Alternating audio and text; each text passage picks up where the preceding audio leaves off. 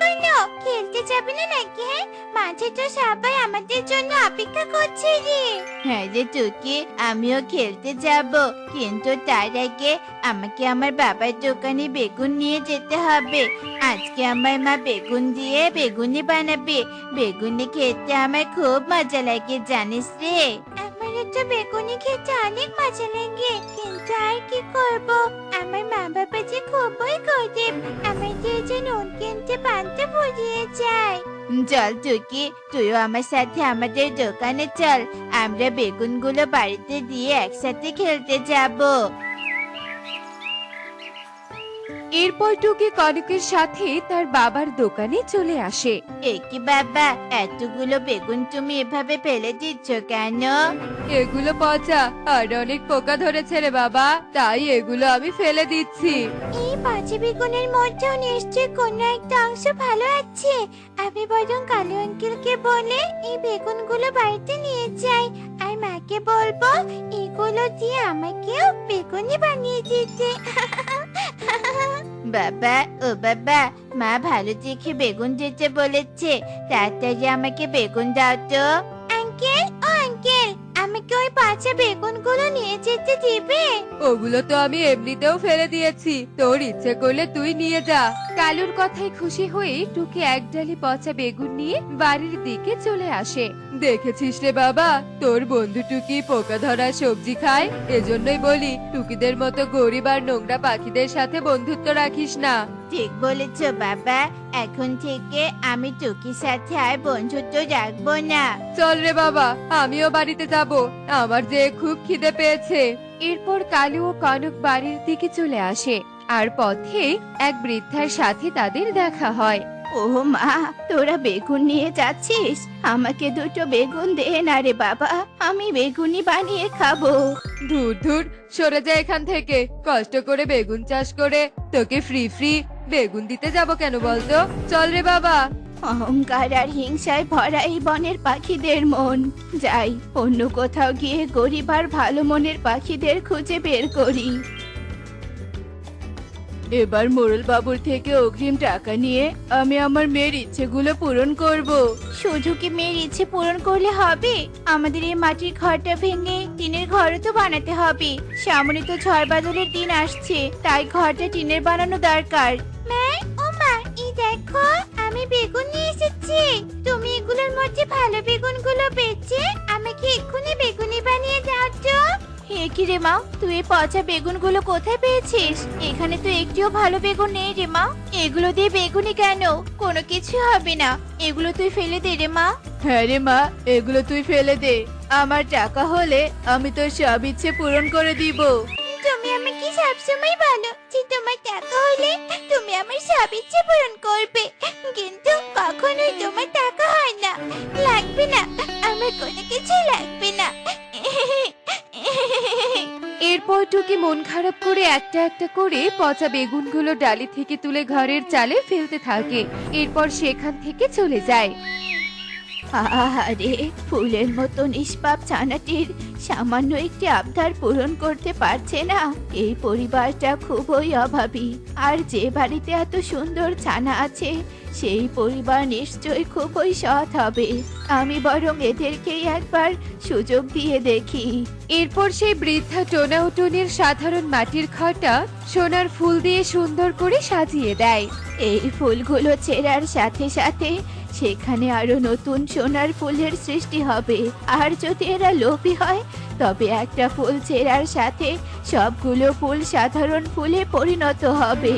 এরপর সেই বৃদ্ধা সেখান থেকে চলে যায়। এদিকে টোনা ও টুনি গল্প করতে করতে হঠাৎ তাদের চোখ তাদের মাটির ঘরের উপর পড়ে যায়। এ কি কাণ্ড! ফুল দিয়ে সাজানো মাটির ঘর, হঠাৎ এই অদ্ভুত কাণ্ড ঘটলো কি করে? এই টুনি, আমাদের মাটির ঘরটা ফুল দিয়ে সাজিয়ে দিল কে বলো তো? শুধু ফুল নয় গো, এই তো দেখছি সোনার ফুল। সৃষ্টিকর্তা নিজ হাতে আমাদের অভাব দূর করে দিয়েছে টোনা। যাও টোনা, তুমি একটা সোনার ফুল নিয়ে বাজারে যাও, আর সেটা বিক্রি করে দিয়ে আমাদের মেয়ের জন্য নতুন জুতো আর কিছু বেগুন কিনে নিয়ে এসো। আজ আমি ওর জন্য গরম গরম বেগুনি বানাবো। এরপর টোনা একটা সোনার ফুল পেড়ে নিয়ে শ্যাকরার দোকানে চলে আসে আর সেই ফুল বিক্রি করে টুকির জন্য অনেক খেলনা, নতুন জুতো সহ বেগুন কিনে নিয়ে আসে। আর এভাবে টোনা ও টুনি সোনার ফুল বিক্রি করে তাদের অভাব দূর করতে থাকে। এদিকে বনের সবাই ধীরে ধীরে টোনা ও টুনির ফুল দিয়ে সাজানো মাটির ঘরের কথা জানতে পারে। টুনি রে, তোরা তো সোনার ফুল পেয়েছিস, তোদের তো আর কোনো অভাব নেই। এদিকে আমরা টাকার অভাবে তো তার চিকিৎসাই করাতে পারছি না, আমাকে একটু সাহায্য কর না রে টুনি। টিয়ের কথা শুনে টোনা দুটো সোনার ফুল ছিঁড়ে টিয়েকে দেয়। আর এভাবে টোনা ও টুনি বনের গরিব অভাবীদের সোনার ফুল দিয়ে সাহায্য করতে থাকে।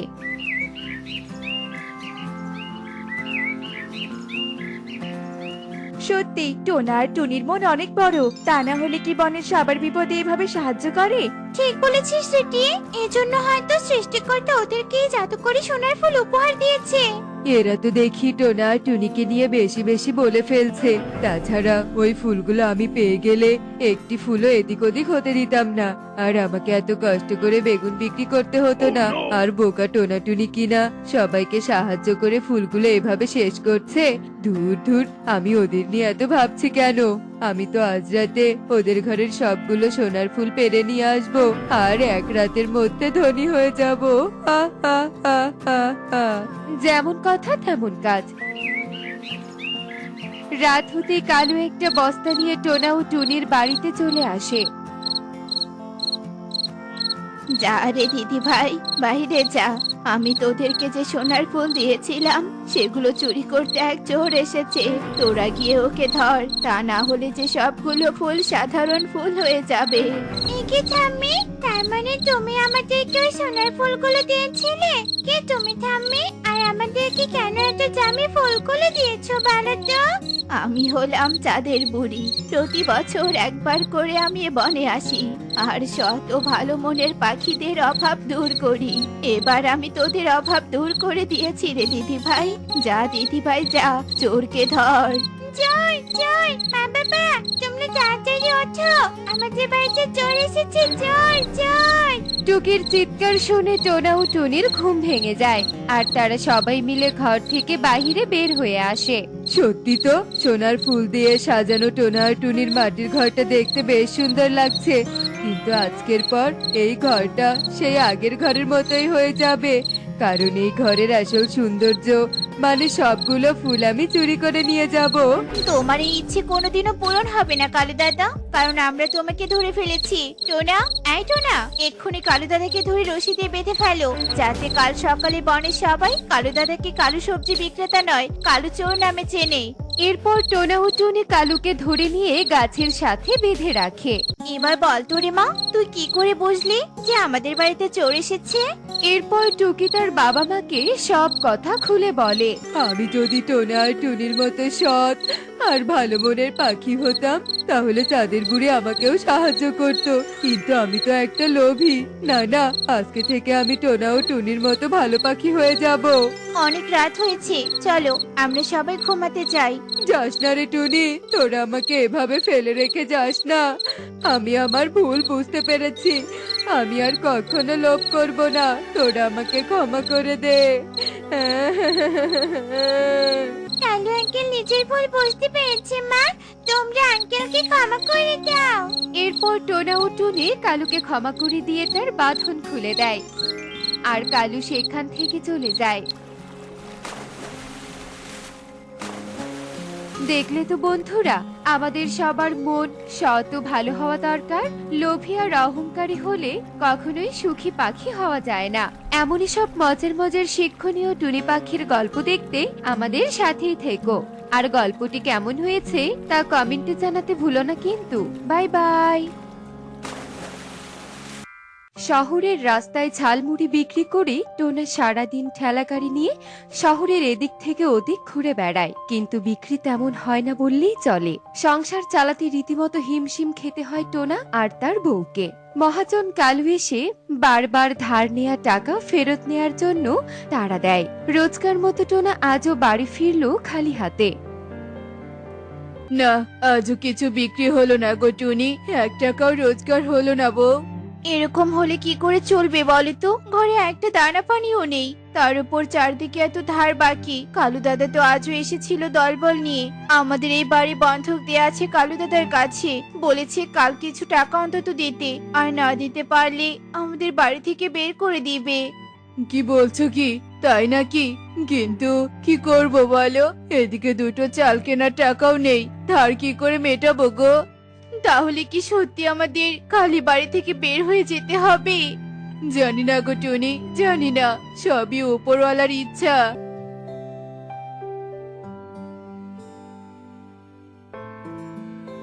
টুনি, আর শেষবারের মতো এই বিছানায় শুয়ে নাও, কাল থেকে হয়তো আমাদের রাস্তায় রাত কাটাতে হবে গো।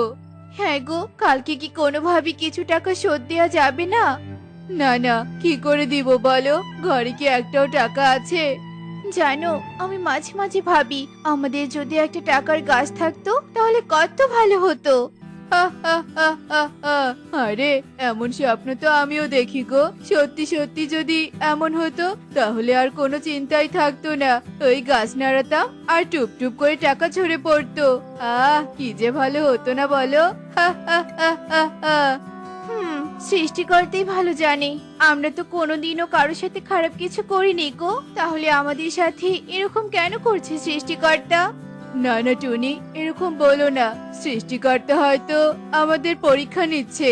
আচ্ছা টুনি, তোমার কি মনে আছে এক দুপুরে এক সাধু বাবা এসেছিল আমাদের বাড়িতে? মনে নেই আবার? সেদিনই তো আমাদের ভাগের ভাত ওনাকে খাইয়েছিলাম যত্ন করে, আর আমরা সারাদিন খালি পেটে কাটালাম। আর যাওয়ার সময় সাধু বাবা বলেছিল তোমরা খুব ভালো, সৎ পথে থেকো, তাহলে ঠিক সময় সৃষ্টিকর্তা তোমাদের সাহায্য করবেন। এবার দেখি এই সময় সৃষ্টিকর্তা সাহায্য করে কিনা। যাকগে, এখন ঘুমিয়ে পড়ো টুনি। এরপর তারা দুজন ঘুমিয়ে পড়ে আর টোনা স্বপ্নে দেখে সেই সাধু বাবা তাদের বাড়ির উঠোনে। এই যে চারা গাছটা পুঁতে দিলাম, এটা যেমন তেমন গাছ নয়, এটা হলো টাকা দেয়া গাছ। যখন ইচ্ছে এই গাছে জল দিলেই এটা বড় গাছে পরিণত হবে, আর এর ডালে ডালে টাকা ফলবে। তবে আরেকটা কথা, যদি কেউ এই গাছ তুলে নিয়ে গিয়ে নিজের বাগানে লাগায় আর তারপর এই গাছের গোড়ায় জল দেয়, তাহলে গাছে টাকার বদলে সাপ হবে। এ কথা বলে সেই সাধু বাবা সেখান থেকে চলে যায় আর টোনার স্বপ্ন ভেঙে যায়।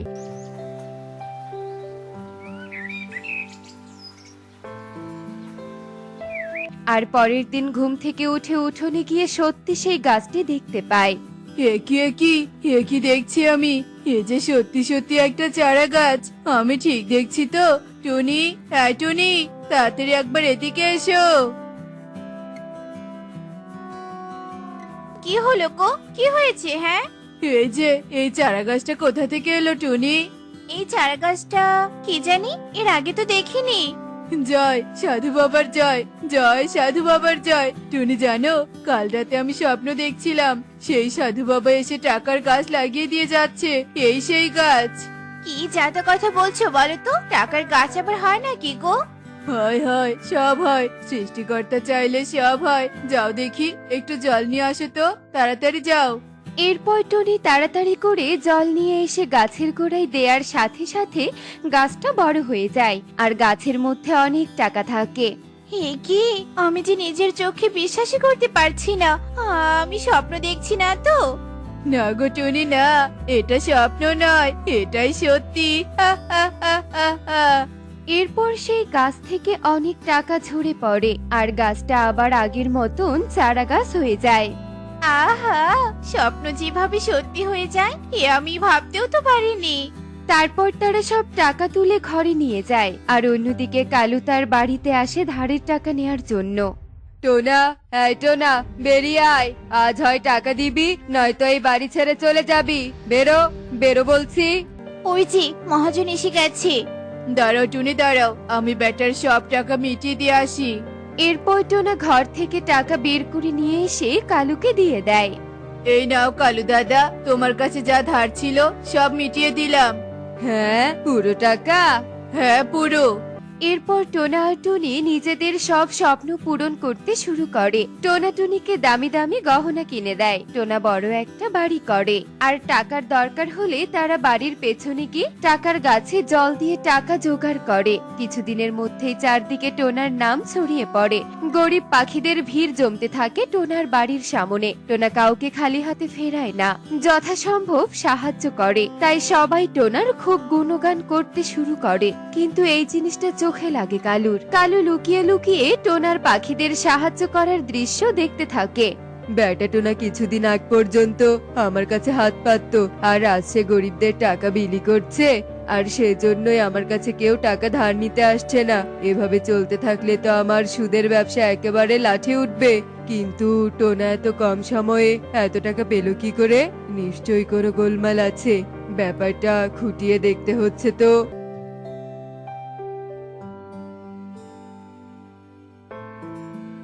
এরপর কালু রাতের বেলা চুপি চুপি করে টোনার বাড়িতে আসে। আর টোনা সেই টাকা দেয়া গাছে পানি দিয়ে টাকা নিচ্ছিল। এই সব কিছু দেখে কালু অনেক অবাক হয়ে যায়। ও আচ্ছা, এই ব্যাপার। তাহলে কালু জাদু করে টোনা টাকার গাছ বসিয়েছে। হ্যাঁ, এই টাকার গাছ আমার চাই চাই। আজ রাতের মধ্যে এই গাছ আমি চুরি করে নিয়ে যাব। হা হা হা হা হা। এরপর কালু টোনার বাড়িতে গিয়ে সেই টাকার গাছটি নিয়ে বাড়ি যাওয়ার সময় বলে, এই টাকার গাছ এখন শুধুই আমার। হা হা হা হা হা। এরপর কালু সেই গাছটি নিয়ে গিয়ে তার উঠোনে লাগিয়ে দেয়।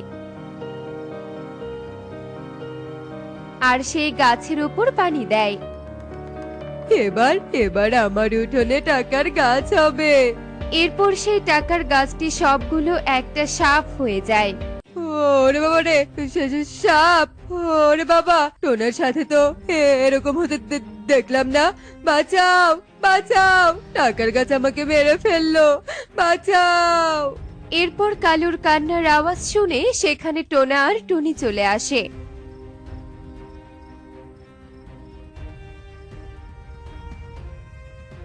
টোনা, ওই দেখো আমাদের টাকা দেয়া গাছ।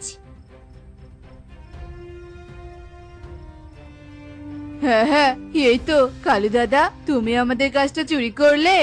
ঠিক হয়েছে, চুরি করার শাস্তিও পেয়ে গেছে, দেখো। হ্যাঁ টোনা, হ্যাঁ। টোনা টুনি, আমাকে বাঁচা তোরা, আমাকে বাঁচা। যেমন কর্ম তেমন ফল। নাও নাও, টাকার গাছটা নিয়ে ঘরে চলো। এরপর থেকে টোনা আর টুনি সুখে শান্তিতে জীবন যাপন করতে থাকে। এমনই সব মজার মজার শিক্ষণীয় টুনি পাখির গল্প দেখতে আমাদের সাথেই থেকো। আর গল্পটি কেমন হয়েছে তা কমেন্টে জানাতে ভুলো না কিন্তু। Bye bye.